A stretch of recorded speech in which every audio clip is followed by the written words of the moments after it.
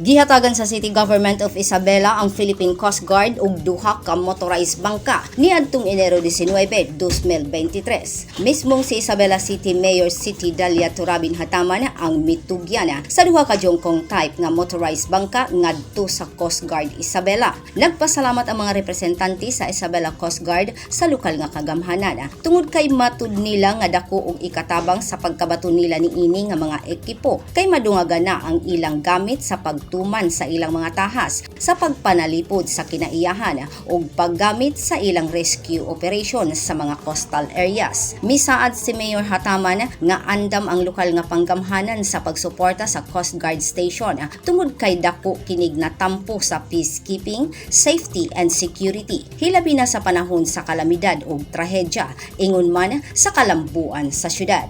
Grace Alcunaba, Newsline Philippines, Basilan Province. Stay safe